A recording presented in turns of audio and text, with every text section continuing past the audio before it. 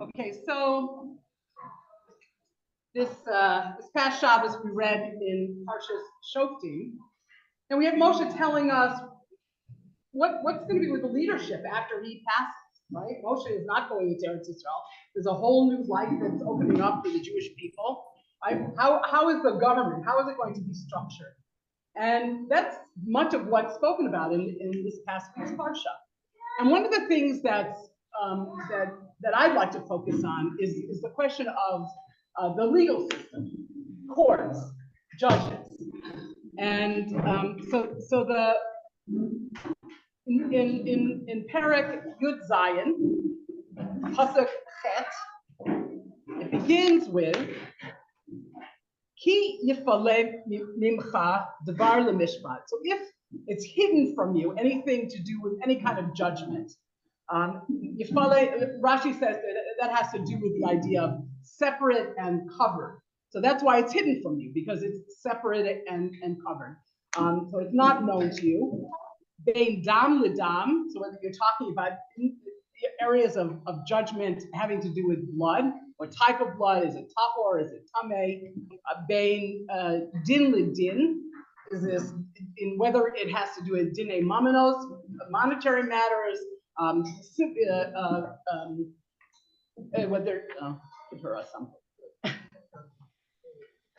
Whether it has to do with whether it's someone is guilty or innocent. Okay, then it's bein nega lenega. So nega is the wound for the spiritual illness, saras, right? So whether it's kosher, whether it's tahor or tameh. Dvar rivo. Okay, so these are bisharecha. Okay, a thing that there's some kind of a conflict, there's some kind of uncertainty within your gates. So first of all, by the fact that it says bisharecha, the idea is that in every single city, in every community, there would be judges. The system would be set up in every place to have a legal system.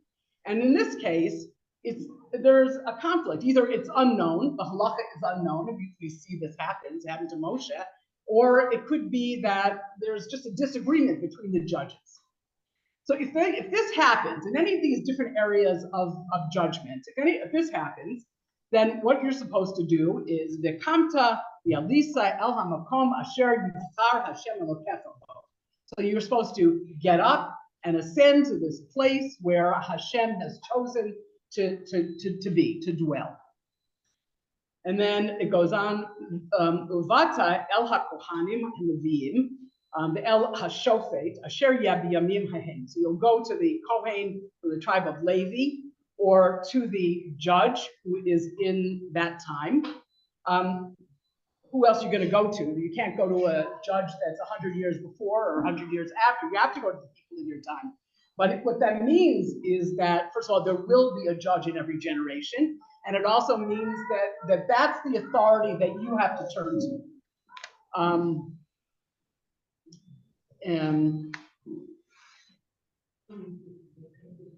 Okay. The Rashta, higidu lacha es hadvar hamishpat, and you'll inquire, and they will tell you the judgment in this case.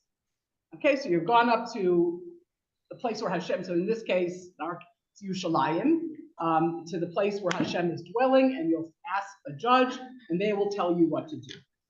The asita al pi advar asher yagidu lacha. So you shall do according to what they tell you. Min hamakom hahu asher yivchar Hashem. Again, the same language is from this place that Hashem has chosen to be. Meaning Hashem is with the Jewish people in this process. It's not, it's not like against Hashem. This is an affirmation of Hashem sanctioning this process. Hashem is going to be right there by you. We know that the Sanhedrin, the highest legal body in our history, was situated in the Beis HaMikdash. The Shamarta la'asos kol asher yarucha, and you should guard to do everything that they tell you. Now this is a positive mitzvah. This is a mitzvah d'oraisa, mitzvah Torah, that you are supposed to do what the rabbis tell you to do. Al pi haTorah asher yarucha. So according to the Torah that they will teach you, al mishpat asher amrulacha, according to the laws that they're telling you, the judgments that they're telling you. Ta'asu lo tasur min hadavar asher yagidu lecha yamin usmol. So you should do this thing. Do not turn away from this thing that they tell you, left or right. Okay, so it's also a mitzvah. It's a mitzvah, and in this case, it's a negative mitzvah. So we have a positive mitzvah for this idea of obeying judges, and we have a negative mitzvah. Now, this is not such a rare occurrence in Torah. We have quite a few instances where we have positive and negative mitzvahs, right? Like you know, keep Shabbos and don't do malacha. Don't violate the Shabbos. Don't eat chametz. Take the chametz out of your house is a positive mitzvah. Usually, when we have these instances of a double of two mitzvot around one activity, it tells us about the importance of that mitzvah. It adds to its chashivus. So, and then it goes on. V'ha'ish asher asa v'zadon v'vilti shameh el hakohen ha'amed v'shared sham es Hashem Elokecha. Okay, so a person who willfully, who like consciously, purposely sins, and he doesn't listen to the Kohen who is standing to serve Hashem at that time, or HaShofet, or the judge who is in charge at that time, umet ha'ish haku. Okay, this person will die. The avarta hara Yisrael, and this evil will be destroyed from Israel. Call ha'am yishma'u v'yiru'u v'lo yazidun od. Okay, so the whole nation heard, and they were frightened, and they didn't act willfully against Hashem anymore, at least for that period of time. So, I mean, if you think about this, this is quite an amazing mitzvah. It's quite an amazing thing and I think you'll see why later, because essentially what's going on here is that Hashem has given the rabbis the power, the authority, and actually the responsibility to make major changes within Judaism. I mean, usually most religions, okay, this is the truth, this is the dogma, this is what everybody has to do, this is how it's done. But that's not the case in Yiddishkeit. We have this sort of interactive process between the rabbis. And so I want to, and it started right from the beginning. Moshe Rabbeinu, right? So he is the loyal scribe. He is the loyal transmitter of the word of Hashem. But Moshe also instituted certain things that are part of our practice. So, for example, Moshe established that we read Torah 3 times a week, right? On Mondays, Thursdays, and Shabbos. Ezra added that that's also read at Mincha. Moshe established the text of the first bracha of Birkas HaMazon, right? We know that we have this Torah mitzvah to thank God after we've eaten. Like rub-a-dub-dub. I mean, like somebody had to create the text. Somebody had to give us the words and how to function. And this goes down throughout our history. There are many instances where, I mean, thousands of instances where Chazal and our leaders instituted additional, added to our religion. So, for example, Yehoshua added another bracha to benching. We get a lane from Yehoshua. The Zkanim did an amazing thing. The Zkanim, it's not clear exactly who they are. There are those who say that it's Eldad and Medad, those are the Zkanim. There are those who say that it's Leviim. There are those who say that it's Pinchas and Otniel ben Kanaz and who else? A few other guys. Kaleb ben Yefuna. So, I mean, they took upon themselves a process of beginning to sort through all of Torah and trying to put it in an orderly way so that it's functional. I mean, think about this, right? We've got this massive book with many laws, and what do I do tomorrow morning? How do I do this? Like, think about just about karbanos, right? There's, throughout all throughout 4 books of Torah, right? You have many, many mitzvahs that relate to karbanos and many practices that relate to the offerings, right? So how do you do it? How do you even make sense of it? How do you make some order to it? And what? Well, okay. Well, I mean, no, but that's a very good point. I mean, that's, first of all, that's a century, hundreds and hundreds of years later. And up until that time, each generation, they added something. Each generation had to do some work to refine it and to make it somehow accessible to us, right? Yosef Karo did, but even he's not the ultimate. They thought that was the end of it. No, if the process still continues. There's always, in every generation, it's added to.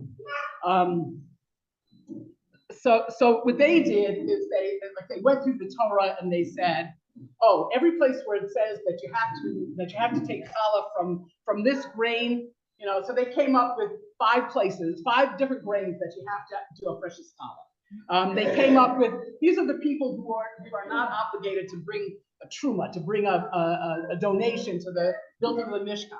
And they did this over and over again in many, many areas of halacha, so that it began to be somehow some kind of seder that people could work with it. And the process had to continue. So like I said, every generation they added something. Boaz, Boaz and Ruth, right? Boaz gave us to greet people with Hashem's name. Shalom, that's Hashem's name. Shalom, that came from Boaz. Where did we? I mean, we're doing, you do things. These are very ancient additions, very ancient customs. David Melech gave us brachos. We didn't say berachos haneni. We didn't eat before. We didn't say a bracha before eating until the time of David, and he said mea brachos. In Shlomo Melech's time, he gave us eruvin. Right? There's a whole Gemara on the idea of eruv, right? It didn't exist before Shlomo created it, and then the rabbis went on to refine it and add to it. He also gave us a netilas yadayim. The fact that we say a bracha on netilas yadayim. Here's an interesting thing, right? Like we say, Asher Kiddushanu b'mitzvosav ditzi banu, who has sanctified us with his mitzvos and has commanded us. Hashem didn't command us. What? Shlomo Melech. So why do we say it? Why do we say that bracha on it? How is it that we say that Hashem has commanded us to do something that Hashem did not command us to do? It's not in the Torah, right? And the answer is that it's through this mitzvah of lo tasur, this mitzvah that I began reading from the Chumash. Hashem says, listen to the rabbis. The rabbis say, do this. So you are obeying the mitzvah of Hashem by saying this bracha. Pardon me? Asher Rucha. Okay, so there are actually 7 mitzvos. They're called 7 rabbinic mitzvos, and they're listed in we have a bunch of sfarim, a number of sfarim that have the outline of all the different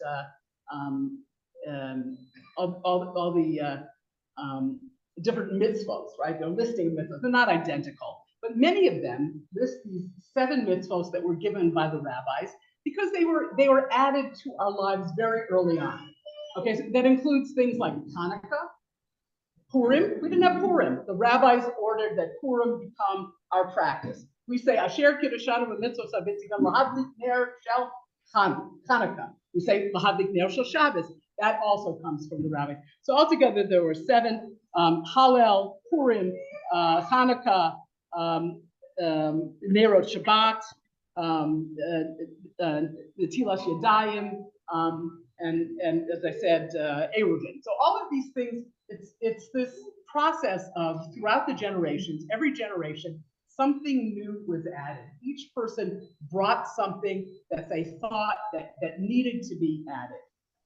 And I want to look at it a little bit more, closely, and I'm going to use the model of Shabbos. It's time for Shabbos, laws of Shabbos. But I think it's a very good illustration of exactly what the rabbis did, what their thinking was, how they went about doing it. So as a matter of fact, there's a whole area of halacha called shvusim. These are the laws, rabbinic laws that are specifically related to Shabbos.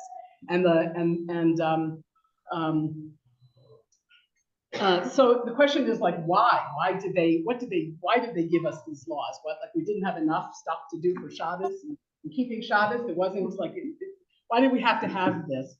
I should mention that before anything was added, anything was determined by Chazal, before every single decision was made, okay, there was a very extensive process. It didn't like, oh, I think, let's make muktzah today. It wasn't anything like that. First of all, they had to find a halachic source. We have the different qualities or the different tools by which the Torah is interpreted, right? So the rabbis used those, and everything that they added on, they found a source for it. They found that it was completely consistent with the rest of Torah. There was nothing that just, okay, this is like a good thing to do. Everything had some kind of basis. And they would think about, is this forever? Why is this needed? Will people accept it? Will people do it? I mean, each thing had much discussion and thought before it was legislated, and essentially it was legislated. So a couple of the reasons why they did that. Okay, so one thing is that they were preventing Shabbos transgressions. Let me see. Some examples here. Thank you. Okay, that's all. You don't have to do it. Okay. Okay. So we have a malacha, kotzer, right? Kotzer means to take anything that's growing in the ground and detach it, right? So what did the rabbis do? They made a rule that you couldn't use a tree for anything. Right? You couldn't hang your coat on the tree. You couldn't take something off of the tree. You couldn't sit on a tree. You couldn't climb a tree. You couldn't, because they with their very profound understanding, they understood human nature. And somebody who's like, kind of very familiar with something, will be very comfortable to just lose your head, and then you just just take a leaf and play with it in my fingers and smell it a little bit. So the rabbis made this fence around the Torah to prevent there being any kind of transgression. And as a matter of fact, it's mentioned in Pirkei Avos, asu sayagu Torah. You should put a fence around the Torah. Not only did they think this is a good idea to do, they were actually instructed to do. This was a part of the responsibility of being one part of the Chazal and being on the Sanhedrin. You had to do whatever you could to prevent people from doing, like not everybody had Torahs, right? There was no printing press. Not everybody had the capability of, had education. They didn't, did they come from the field and go to the base Medrash? I don't know, maybe. I mean, so people didn't always have the highest level of knowledge. So they put a certain amount of effort into preventing confusion. Like people might not understand the subtle differences. So for example, we have the malacha of zoreya, planting. You take a seed, you put it in the dirt in the ground, and you've just done the malacha of zoreya. But d'oraisa, you can put a seed in a flower pot, right? Because the issue is that what is it? Well, no. I'm saying d'oraisa. All of this is anshan. All of this is talking about anshan. What did you say? I said you can plant. You can't plant a seed in the ground, but you can plant a seed. D'oraisa can't. In d'oraisa, in a flower pot. So people might look at it, and the reason it's not connected to the ground, it's like it's on sitting on a table. It's not the same thing as, you know, no, you can't do any of it. Okay, so no, you cannot. You cannot. So they assume that there would be some confusion about it, right? There would be some misunderstanding. Somebody would say, you can put a seed here, but you can't put a seed there. Maybe you can put a seed here. I don't know. Maybe I'll just put the seed. Anyway, so they were trying to prevent people from having any kind of confusion about what they're allowed to do and what they're not allowed to do. So many laws were established along those lines. But it's not just sort of the negatives, the don't do's. There's another whole concept. You know, we have we're told this idea of tishbos. Okay, that on Shabbos, let me see if I can find the pasuk. I'd like to quote a pasuk. B'yom hashvi'i tishbos, part of a pasuk. Okay, on the seventh day you shall rest. Well, what's rest? What does rest mean? What's rest? So the rabbis enacted many laws that create a whole different kind of Shabbos. You know, the Shabbos that we have is not the Shabbos of the Torah. The Shabbos that the rabbis gave us, it's not the same Shabbos. And I just want to read, I think I've read this before, but I think it's worth it to read this every couple of years. This is what Shabbos would look like if we did not have rabbinic laws. Okay, so Shabbos on the farm. A farmer could perform many of his strenuous chores on Shabbos. Bushels of produce and sacks of flour could be measured and weighed. These heavy items could then be carried even across wide tracts of land into silos and storage buildings. A barn or a garage could be cleared of rocks, hay, heavy tools to make needed storage space, right? These are all muktzah, you can't do. Eggs could be collected. You can't eat an egg that's on Shabbos that was laid on Shabbos, right? And it could be used on Shabbos.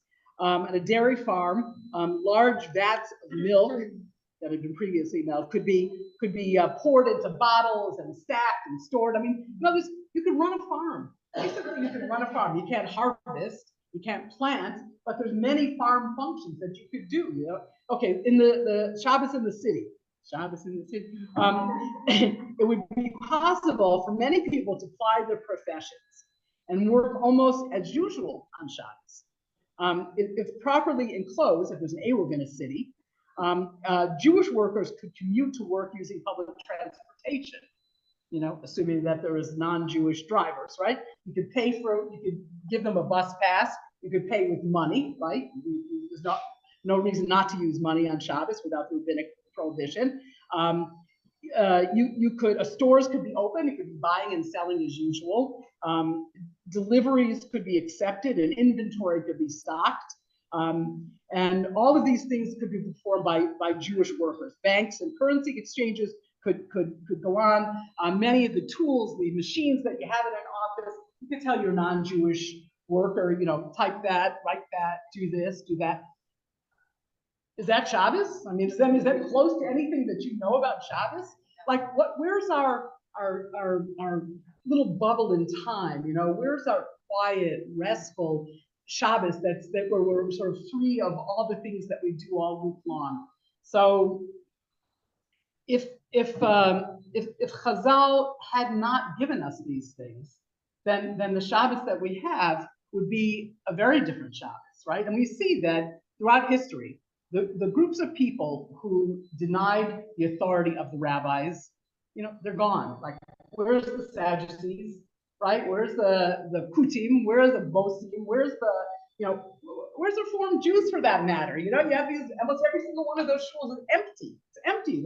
The heart of halacha, the heart of Judaism was taken away. It was they let go of the most important things that maintain a Jew and maintain a Jewish life. So the fact is, we have a tremendous debt to Chazal. You know, like you don't think of it, you can't think of it as this burden. You know, it's a protection. It's a gift. You know, Shabbos is a gift to us.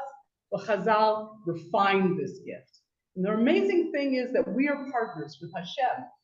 and the rabbis were partners with Hashem in making this thing that's really at the center of our lives.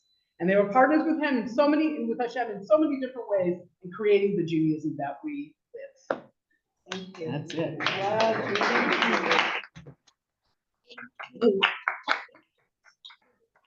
Ukraine, Makes you want to keep Shabbos. Ukraine, тоді карають ком'юніті.